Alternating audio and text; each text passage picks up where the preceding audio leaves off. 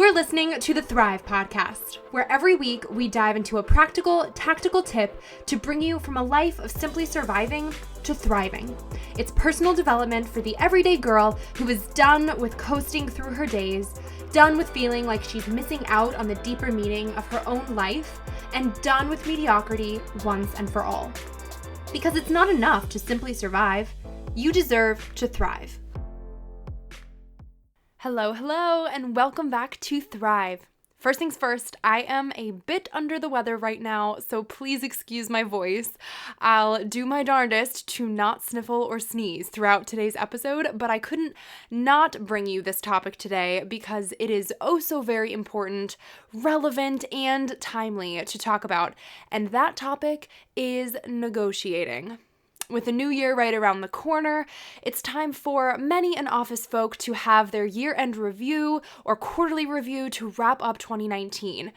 With that might also come some chit-chat about contracts or paychecks, and I'm sure we're all on the same page in hoping our salaries increase for the new decade on the horizon. So if this sounds like you, then stay tuned, my friend, because today on Thrive, we are talking all about the art of the negotiation. And to celebrate it being the 12th episode of the Thrive podcast, we have got 12 tactical tips ahead that you can use in your next negotiation, whether that's in a month, a day, or in the next 20 minutes, so that you feel more confident and less icky about working out the most important things in your life. Even if you aren't due to negotiate pay, maybe you want to negotiate something else on the job, like your benefits or PTO or day-to-day responsibility load. Maybe you've got another thing altogether to work out. Negotiating with 4-year-olds can be ruthless work. Or maybe you're like me and negotiate anything and everything to not have to do the dishes. So whether your next negotiation is with your spouse, your kid, your best friend, your boss, your neighbor's yard sale, or the sales lady at the shoe store, let's chat negotiation tips for success so you feel fully confident in how to truly thrive in your next negotiation like the badass that you really, truly are. Fair warning, we are about to nerd out together because negotiation, or rather the psychology behind negotiating, consumer behavior, why people do what they do, etc., totally jazzes me out. It was one of my favorite courses in college, and I guess I've just always had the mindset that girls can do anything boys can do at the table. So it was always important to me to understand how to negotiate like a badass so that I was never shortchanged in life because of being a woman or for being misunderstood to be timid or incapable or untalented or unworthy. You get the drift. I also teach a course for bloggers all about pitching and negotiating brand partnerships. So since I literally get paid to help other people negotiate in life, I figured it was high time we talk thriving at the negotiating table here too. So, the first key to remember, a negotiation does not start until someone says no. The second key to remember, you can be that person to say no. In any negotiation, both parties want to feel like they benefited. Even if the other party doesn't get exactly what they went in thinking they wanted, if they get something, chances are they will still feel good afterwards. Now, this is super important to keep in the back of your head so that you stay as open-minded as possible throughout your conversation. Tip number 1, get clear on your own position. So many folks go into a negotiation without actually being crystal clear on what truly matters most to them by the end, because it's not always what you initially think. So an example here might be, sure, more money might be priority number 1 in a job negotiation, but is that really your be-all end-all? Or might you care more about status, title, other benefits, etc. So before you even begin the negotiation talks, you want to know what you want, what you're willing to give up, because all negotiations involve some sort of back and forth to reach an acceptable middle ground, your actual end goal, which is not necessarily the same as what you want, how badly you want or need it, and Quick note here, you should never be desperate going into a negotiation or you're going to lose. Your relationship with the other party, and hopefully you've connected personally with this person beforehand, and when you would walk away or say no altogether. There has to be a point where you'd bounce. This is essential to know also before beginning the negotiation.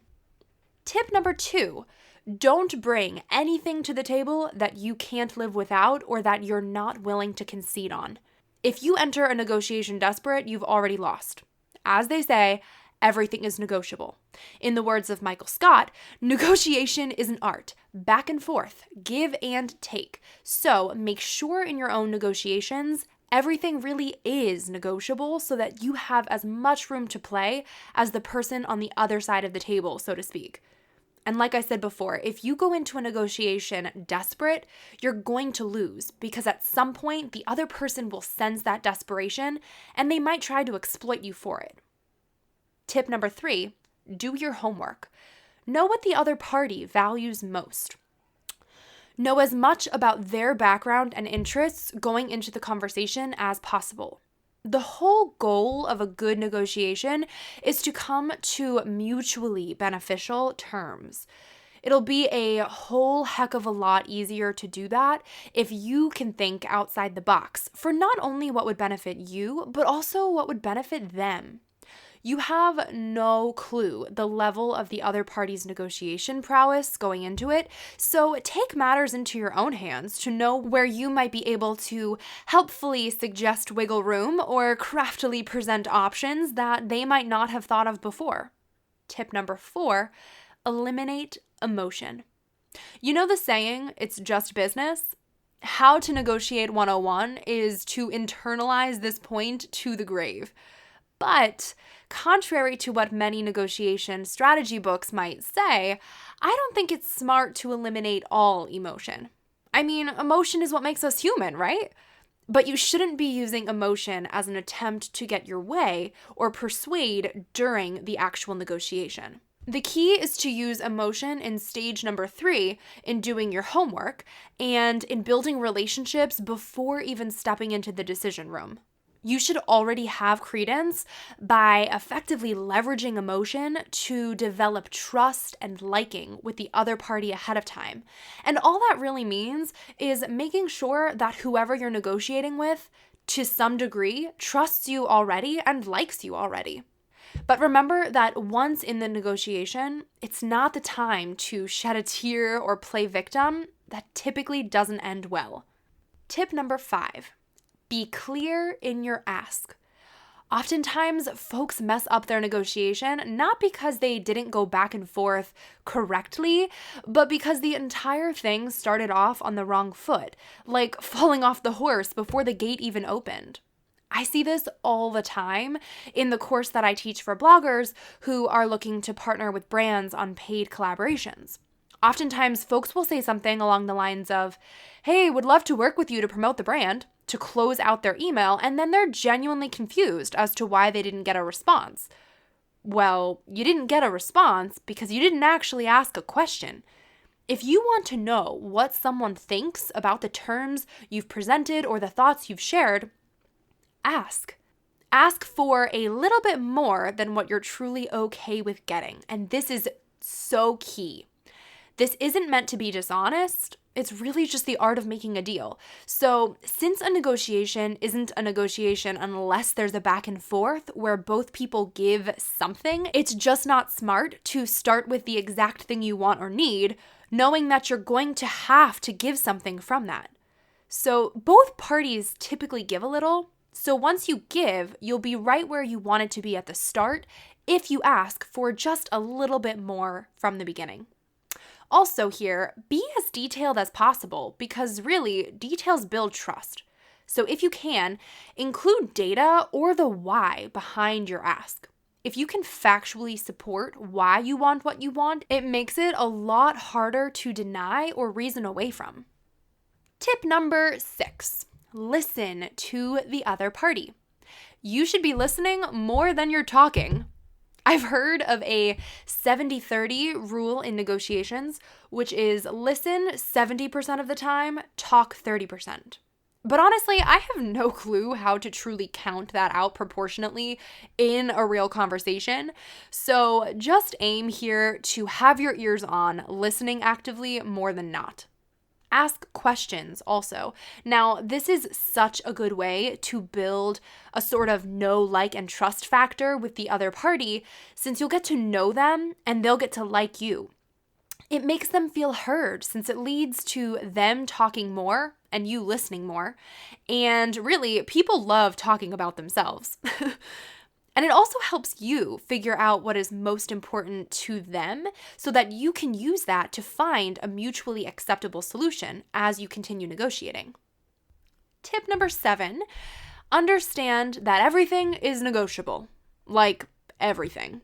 So don't be afraid to get creative in finding a solution that's mutually agreeable and beneficial. In a good negotiation, both sides are compromising on something, but both are gaining too. It's never just about that one thing that you went in thinking was on the table. Say you're negotiating your salary. Your salary isn't really the only number in question. Your contract might have other things in it too, like time off or a 401k.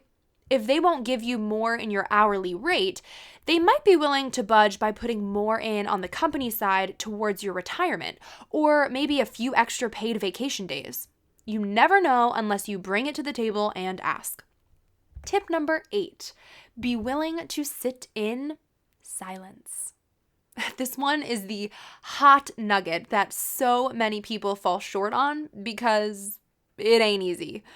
But let the room get uncomfortable for a hot sec. Did it get uncomfortable? Most folks are really antsy in the quiet and look to fill it ASAP. So if you are okay sitting in the silence, it may hasten a decision in your favor if the other person jumps to speak first. Tip number 9, things to use, reasons and personal connections. I remember we studied one experiment in one of my favorite management classes in college, and I never forgot it. In it, students had to ask to cut in line at a Kinko's or an Office Max kind of store. One group gave no reason, another gave a good reason, and the last group gave a totally nonsensical reason. So one asked, "Can I cut in line?" The other, "Can I cut in line? My mother's in the hospital and I need to get these papers copied before I can go see her." And the last group asked, "Can I cut in line? I need to." The success rates? The people who gave no reason, 40% success. The people who gave a good reason, 98% success. And get this, the people who gave a totally nonsense reason, 97% success. A literally nonsensical reason was almost as successful as a totally legit one. Literally, this goes to prove that any reason is better than no reason as to why you want something. Tip number 10, the things to not use in a negotiation. Power, deadlines, and anything transactional.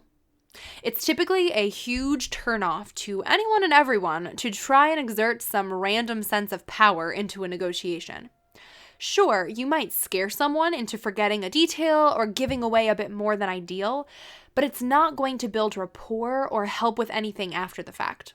Anything to quicken a conversation may work in the short term, but it likely won't truly help, especially not in the long term, since it can really significantly damage your relationship and cause resentment down the line. Tip number 11, actively and intentionally build trust. I am a big fan of honesty, even in negotiation settings. I think negotiating often gets a bad rap because everyone assumes it's this big, secretive, manipulative game of deceit.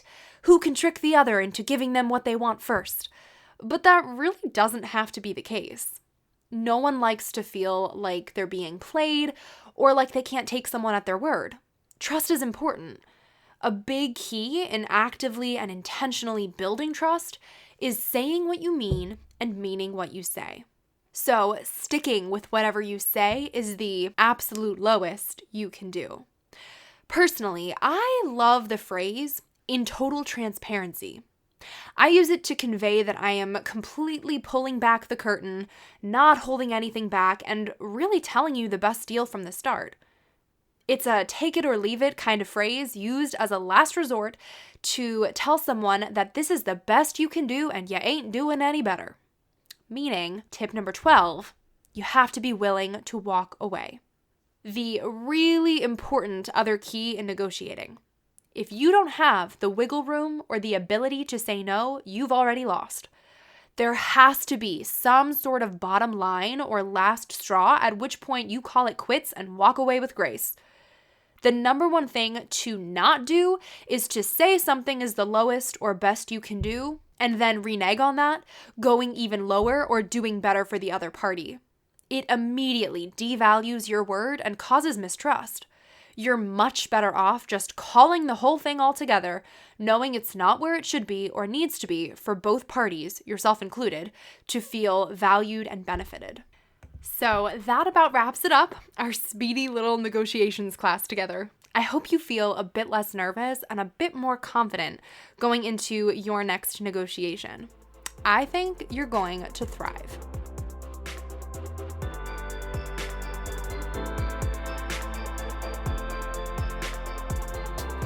Wait, before you go, if you like what you just listened to, drop us 5 stars on iTunes. Make sure you're subscribed to never miss an episode of Thrive.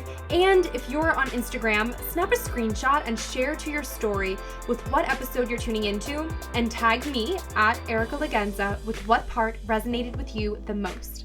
That way I can see what's helping you and your friends can pick up a helpful tidbit too.